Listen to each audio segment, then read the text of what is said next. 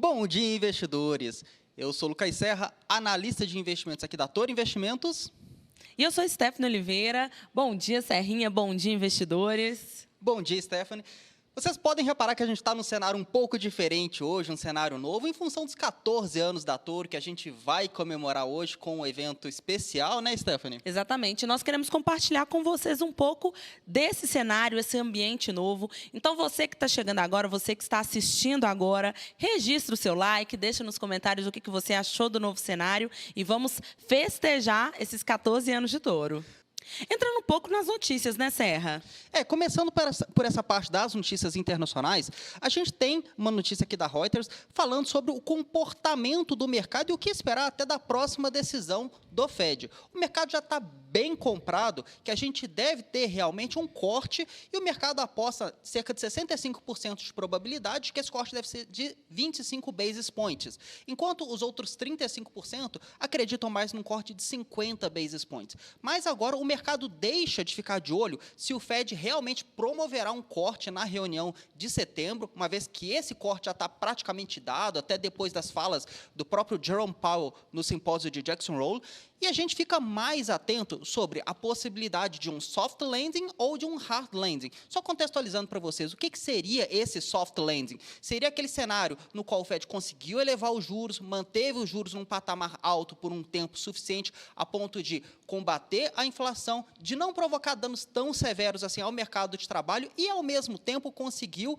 fazer com que a economia permanecesse aquecida, permanecesse bem pujante, né, como a gente fala na linguagem de mercado. Então, é isso que a gente observa agora e esse é o melhor cenário realmente para o mercado acionário. Uma economia que não entra num cenário de recessão pode até apresentar, quem sabe, uma queda no crescimento econômico, mas sem cair muito, sem cair para o campo negativo, daqueles 2 trimestres consecutivos que a gente fala que classificam uma recessão econômica. Passando agora para a próxima notícia internacional, falando um pouco mais sobre a movimentação do mercado ontem. A gente observou o Dow Jones superando máximas históricas, enquanto o S&P e o Nasdaq decepcionaram um pouco. É verdade. O bom humor lá fora, ele foi um pouco misto, né, Serra? Dow Jones acelerou o movimento de alta, como a notícia traz. Nós vimos um recorde na movimentação, um novo topo histórico é renovado, mas o que chama muito a minha atenção é que, geralmente, a movimentação dos ativos, ela acontece principalmente quando as famosas 7 magníficas operam no movimento de alta, né, Serra? Eu trouxe para vocês aqui um pouco da composição de como o Dow Jones opera. O Dow Jones é composto por 30 ações. Nós temos um peso muito importante no segmento de finanças e de tecnologia, mas ontem, gente, o que fez movimento de alta não foi o setor de tecnologia. Pelo contrário, ontem foi um dia de realização das techs. NVIDIA acelerou um movimento de queda relativamente importante e isso acabou acontecendo porque o mercado todo está receoso em relação aos resultados da NVIDIA.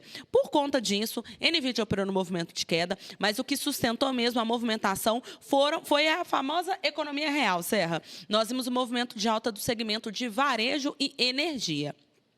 Um ponto interessante dessa notícia da CNBC é justamente mostrando que agora o mercado não está comprando apenas as 7 magníficas. As 7 magníficas, gente, são aquelas 7 empresas que têm o maior peso na composição dos índices norte-americanos. O mercado não está comprando só as 7 magníficas. O mercado está comprando outros ativos. E talvez isso possa mostrar um movimento de continuidade de alta. Porque o que muito se via era mercado comprando só um tipo de ativo, outros ativos ficando para trás. Então, acaba que agora a movimentação está um pouco mais mista e isso pode ajudar com que o movimento de alta do mercado lá fora ele se acelere. Agora, comentando um pouco de cenário Brasil, a Vale escolhe um novo CEO. Exatamente. Gustavo Pimenta será o novo CEO da Vale. Lembrando que o Gustavo Pimenta já é um nome interno, ele era até então CFO, desenvolveu grandes projetos lá dentro, como a própria parte da venda, cerca de 10%, 13% da Vale Minerals no ano passado, se não me engano. Então, já é um nome interno, um nome que era cogitado, sim, e coloca um certo alívio nessa questão da sucessão do Bartolomeu na posição de CEO da Vale. Lembrando que o mercado ficava um pouco receoso em relação a esse nome, principalmente por causa dos riscos de ingerência que a gente poderia ter. Foram ventilados diversos nomes ao longo desse tempo, próprios nomes ligados ao governo, como a própria figura do Manteiga, né? Nomes mais fortes ao ministro de Minas e Energias também. Então, a posição do Gustavo Silveira hoje, do Gustavo Pimenta, perdão, hoje na posição de CEO coloca numa posição mais confortável a Vale e também como que deve ser a sucessão do Bartolomeu, uma vez que é um nome interno, isso aí deve ser suavizado, então é um outro ponto positivo. Uma pessoa que já conhece internamente a Vale, já está familiarizada com a parte de metais, tanto a parte de minério de ferro, como também a parte de transição energética. Então, eu, que cubro o Vale aqui, eu classifico essa indicação do Pimenta como bem positiva, e até a gente observa na pré-abertura hoje no mercado lá fora, as ações da Vale subindo um pouco na casa de 1,2%, 1,3%. Acredito também que depois desse anúncio a gente deve ter um fluxo mais comprador proveniente, principalmente do investidor internacional. Passando para a próxima notícia, uma ação que a gente de vez em quando comenta, que é a respeito de Americanas, a MER3, que vai promover o grupamento das suas ações. É isso. Para quem não conhece, gente, o movimento de grupamento, ele acontece quando algumas empresas operam num preço de tela, digamos assim, um pouco mais baixo. E para que a movimentação seja um pouco mais regularizada, acontece esse movimento de grupamento. Ou seja, se você tinha 100 ações da Americanas a 5 centavos, agora você tem uma ação de Americanas no valor de R$ 5,00. Então, às vezes, a pessoa fica na dúvida, a ação se valorizou, será que é isso? Na verdade, não. O que acontece é que você reduz a liquidez do mercado e você traz um preço de tela que já agrupa a quantidade de ações que você tem vezes o preço dessa ação. Então, esse grupamento aconteceu de 100 para 1. A gente sabe que a ação da Americana tem sofrido bastante nos últimos tempos. Após o movimento de rombo contábil, isso fez com que a empresa entrasse em recuperação judicial. Alguns dos credores acabaram entrando num cenário ali de sócio, justamente por esse âmbito jurídico. Então, isso acabou secando a liquidez do mercado desse papel. Por isso que, muitas das vezes, quando você abre o gráfico e você vai observar as ações americanas e até mesmo o book de ofertas, você identifica aqueles espaços, digamos assim, no livro de ofertas. É justamente a ausência da liquidez. Essa movimentação não muda a nossa expectativa em relação a Americanas, mas vale a pena monitorar, principalmente para você que é investidor de Americanas e vai ficar ali na dúvida sobre como o papel vai se comportar.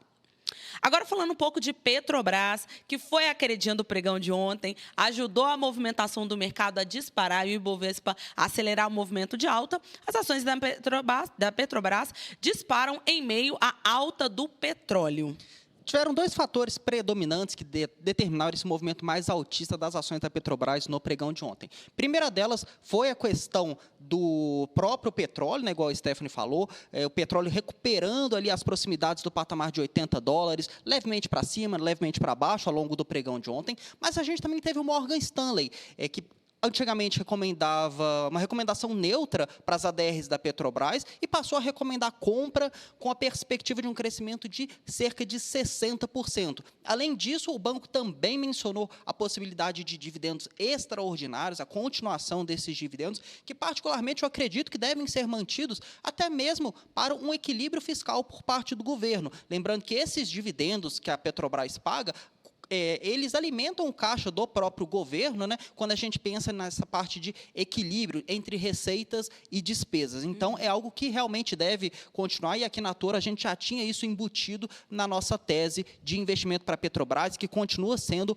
uma tese de compra para os papéis, tanto na nossa carteira de dividendos, como também na nossa carteira do Toro One Ações, que diz respeito mais a ações com potencial de crescimento. As ações ordinárias, PET3, foram as maiores altas do Ibovespa, e eu acho que isso daí vem bem em linha com esse fluxo estrangeiro que costuma preferir as ações ordinárias às ações preferenciais.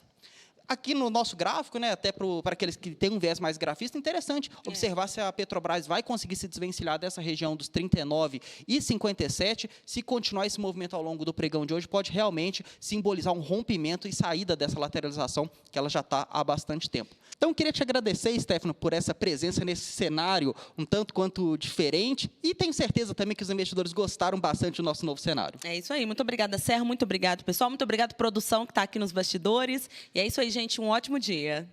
Tchau, te desejo excelentes investimentos nessa manhã de terça-feira. Forte abraço e até amanhã. Toro Investimentos, uma empresa do Grupo Santander.